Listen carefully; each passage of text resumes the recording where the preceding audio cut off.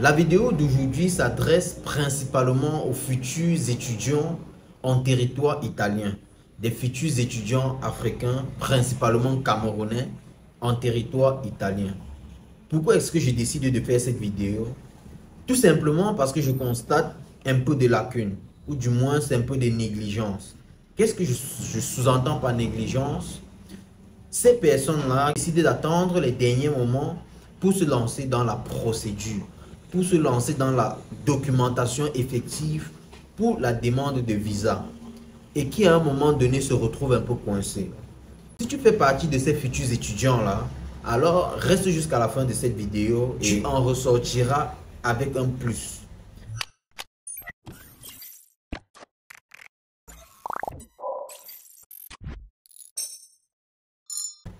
Bonjour et bienvenue dans cette nouvelle vidéo. Si c'est ta première fois de me découvrir, n'hésite surtout pas à t'abonner, like, partage pour ne pas rater mes prochaines vidéos. Aujourd'hui, on se retrouve pour parler de la procédure de demande des visas ou encore mieux, des documents nécessaires pour la demande de visa avec un statut étudiant pour l'Italie ou du moins à l'ambassade italienne. Ce que j'ai constaté, c'est énormément de lacunes au niveau, que ce soit des parents ou des étudiants. L'erreur est partagée ici, qui attendent des derniers instants pour se retrouver coincés. Coincés à quel niveau? Au niveau de la documentation. Principalement au niveau de la prise en charge et de la caution. Ce sont ces deux-là qui sont aujourd'hui extrêmement difficiles. Je constate aujourd'hui que beaucoup de parents sont restés dans ce truc où ils doivent attendre l'admission à l'université pour commencer à se lancer dans la recherche de futurs garants, la recherche de quelqu'un qui va déposer la caution et tout. Je vous dis, c'est une grave erreur. Pourquoi est-ce que je le dis? Dans une de mes précédentes vidéos, je vous avais bien dit, la caution et la prise en charge aujourd'hui sont devenus des business rentables.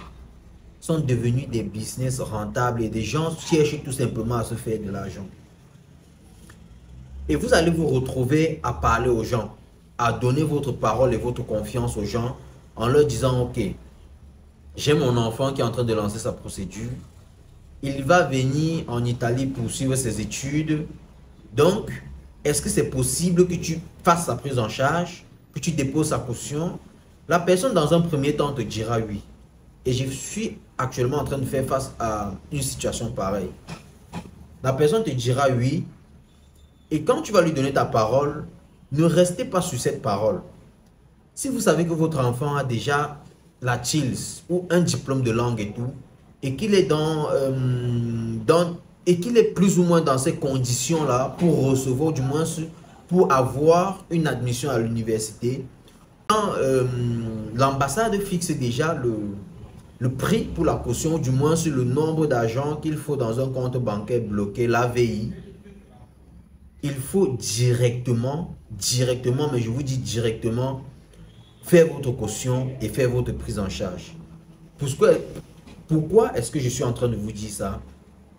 Tout simplement parce que il y a des gens qui vous donnent leur parole et qui vous demandent d'attendre, ou du moins vous leur demandez d'attendre, vous attendez le résultat de l'université, est-ce qu'il y a acceptation ou refus avant de vous engager. Et quand vous attendez quand vous attendez l'admission, il y a ceux qui anticipent.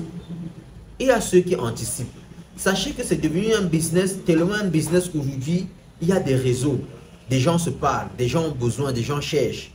Quand vous êtes en train d'attendre, il y a d'autres familles qui sont prêtes à mettre le prix, qui sont prêtes à risquer sans attendre l'admission de l'université.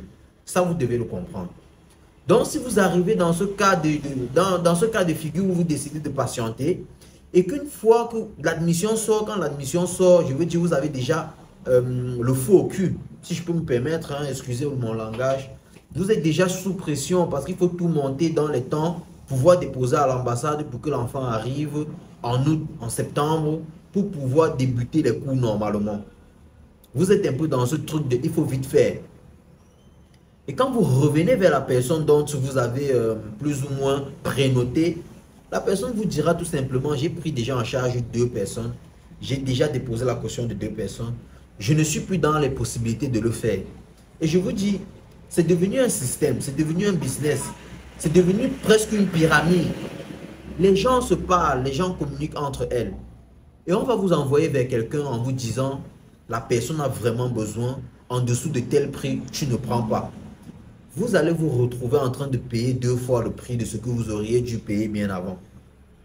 Mais je suis même le premier à vous dire, j'étais choqué quand j'avais entendu quelques mois en arrière le prix d'une prise en charge. C'était des choses que je savais que ça se faisait à 250 euros, 300 euros. Aujourd'hui, 1500 euros. Et des gens n'ont même pas envie de discuter. Tu n'as pas tes 1500 euros, ne viens pas. Je ne sais pas si vous comprenez un peu jusqu'à quel niveau, jusqu'à quel point c'est devenu un business. C'est devenu un truc où les gens se font de l'argent. Ce n'est plus qu'une simple aide. Ce n'est plus qu'une simple aide. Pour moi, et principalement pour moi, la personne qui peut se prendre le risque d'attendre, c'est la personne qui valide ces 3 points. 1. Tes parents ont la capacité de déposer seule ta caution. 2. Tes parents sont en mesure de faire ta prise en charge. 3. Tes parents sont en mesure de trouver quelqu'un qui va te signer la lojo, ou du moins, tes parents sont en mesure de te louer l'hôtel, peut-être 3 mois, 2 mois, pour que tu puisses utiliser les documents de l'hôtel signés par l'hôtel pour pouvoir faire ton allojo. Si tu ne valides pas ces 3 points, alors tu dois être dans ceux qui font les choses, qui anticipent. Anticipez. Si vous n'anticipez pas, vous allez vous retrouver à la dernière minute, toujours dans des dépenses. Parce que je vous dis et je vous répète, vous allez prendre ce que je dis peut-être comme des blagues ou à la légère. C'est devenu un vrai business. C'est devenu un vrai business. Les gens ne sont plus dans l'esprit d'entraide. Les gens sont dans l'esprit du gain. Qu'est-ce que je gagne? Pourquoi est-ce que je dois t'aider? Dans cet esprit du gain-là, ce que moi je conseille à tous parents maintenant, dans cet esprit de gain et que vous êtes aussi dans le besoin, c'est de créer des contrats. Créer des contrats où vous pourriez tout simplement créer des contrats pour vous couvrir à un certain niveau. Qu'est-ce que je sous-entends là par vous couvrir? Créer des contrats où tout simplement des contrats où vous stipulez par exemple, dans un cas de figure où mon enfant n'a pas d'admission, qu'est-ce qu'on peut faire? Quelles sont les possibilités que nous pouvons prendre? Quelles sont les opportunités ou bien les possibilités qui s'offrent à nous? Si mon enfant n'a pas d'admission, je prends cet exemple, qu'est-ce qu'on peut faire? Déjà, quand un enfant n'a pas d'admission, il y a toujours un motif de refus. Avec ce motif de refus, on doit se réorienter. Premier motif banal. Ton enfant n'a pas eu d'admission, pourquoi? Tout simplement parce qu'il n'y a pas eu de cohérence dans la suite d'études. Le diplôme, par exemple, bac, que l'enfant a obtenu, ne lui permet pas de suivre un cursus universitaire dans la filière dont il a choisi. Dans ce cas de figure, qu'est-ce que tu peux faire? Refaire une demande de préinscription peut-être dans la même université ou dans une autre université, en changeant de filière, et en faisant de telle sorte que qu'il y ait une suite logique dans ce que l'enfant a envie de faire. Et dans ce cas de figure, il y aura une acceptation.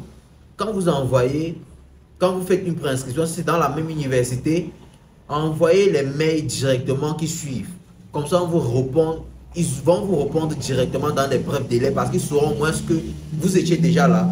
Vous avez eu un cas de refus, vous avez changé de filière, vous envoyez les mails pour les expliquer clairement et que vous avez besoin de la réponse pour pouvoir suivre la procédure. Ça, c'est le premier point. Le deuxième point, c'est quoi? C'est que dans cette université-là, il n'y a pas eu tout simplement la filière qu'il avait envie de faire. L'enfant a fait l'erreur de filière. Ce sont des choses aussi qui arrivent. Vous changez tout simplement d'université. Quand vous changez d'université, vous écrivez aussi les mails pour avoir une réponse du moins rapide.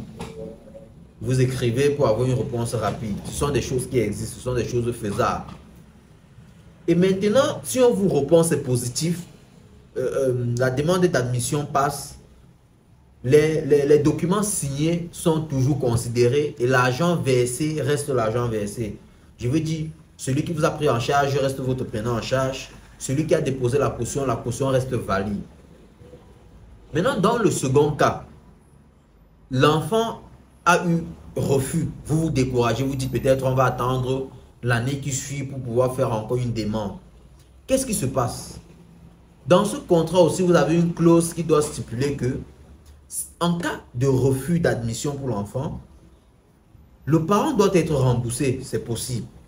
Parce que comme je vous dis et je vous répète, la prise en charge n'est pas effective tant que ça ne passe pas à l'ambassade et que le visa a été validé. Elle n'est pas effective, ça ne compte pas. Ça ne compte absolument pas. La personne, si vous n'arrivez même pas déjà à l'ambassade, ça ne compte absolument pas, ça ne sert à rien. La personne peut encore faire la prise en charge de quelqu'un d'autre. Et à ce niveau, vous pouvez toujours être remboursé. On doit même vous rembourser. Donc, vous faites cette clause-là qui stipule tout simplement que en cas de refus d'admission pour mon enfant à l'université, je voudrais être remboursé. Maintenant, vous vous entendez avec la personne est d'accord, vous êtes remboursé. Mais par contre, où la personne va vous dire, c'est les frais d'envoi de votre argent, je ne les assume pas. Les frais, ce sont les partages, ce sont les pertes que vous allez devoir endosser. Je vais vous rembourser 1500, je vais envoyer 1500 €. Mais dans ces 1500 €, il y aura des frais. Ces frais-là, ça sera à vos charges. Parce que la personne ne va pas se retrouver encore en train de dépenser son propre argent pour vous rembourser votre argent. Non, ça ne sera pas possible. La même chose pour celui qui dépose votre caution. Une fois que la caution est déposée, la chose que vous devez savoir, c'est que la caution soit effective ou pas, l'argent bloqué dans le compte ne vous reviendra jamais. Ça revient au déposeur de caution. Ça revient à la personne qui prend sur lui de déposer la caution. Donc la personne n'a absolument rien à perdre. C'est tout simplement que la personne peut se retrouver en difficulté. Pourquoi? Parce que la banque peut refuser de débloquer son argent. À ce niveau, la personne va peut-être vous dire, ouais, vu que mon argent va rester bloqué peut-être 7 mois, 8 mois, 1 an, je vais devoir peut-être prendre 300 € sur votre argent. Ce sont des clauses que vous devez parler bien avant de vous lancer. Je suis en train de dire ceci pour des familles là, pour ces familles qui se battent. Mais si vous avez des capacités, si vous êtes dans cette famille là qui ont les capacités de vous prendre en charge, de déposer votre caution, c'est tant mieux. Ne vous tracassez même pas, attendez la dernière minute, faites des choses à la hâte. Mais si vous faites partie de ces familles là qui jonglent, qui ont besoin de prêter de l'argent pour faire ci, pour faire ça, vaut mieux faire des choses avec anticipation pour ne pas vous retrouver à la dernière minute en train de dépenser beaucoup plus. C'est mieux.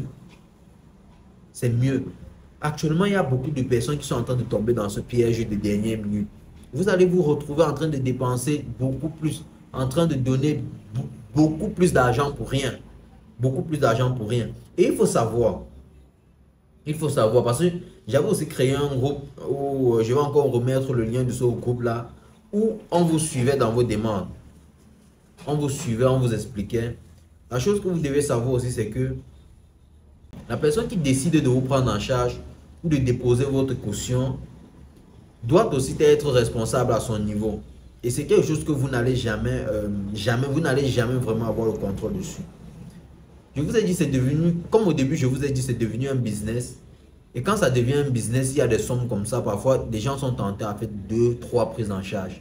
Ce sont des choses que moi-même, à mon niveau, je pourrais peut-être avoir une main là-dessus, mais pas une main mise totale. Mais par contre, ceux qui doivent prendre en charge des gens doivent être conscients. Moi, j'ai eu un cas où la personne m'a clairement dit, actuellement, si tu viens avec une prise en charge, je ne pourrais pas te faire ta prise en charge parce que j'ai déjà pris en charge quelqu'un d'autre. Être honnête aussi, parfois, c'est bien. Pour ne pas vous retrouver à la fin avec des gens qui ratent le visa, des parents qui dépensent et à la fin n'ont pas de visa. Et c'est pas bien. C'est pas bien. Je parle ici beaucoup plus de moralité. C'est pas bien. Il faut aussi être conscient à ce niveau-là. Mais cette vidéo était principalement faite pour des personnes qui se battent, qui attendent la dernière minute. C'est pas bon. Essayez aussi d'anticiper. Dans cette anticipation, essayez de vous protéger. Essayez de vous protéger au maximum. Essayez de vous protéger au maximum. C'est très important. N'attendez toujours pas la dernière minute. Vous allez vous retrouver bloqué pour rien.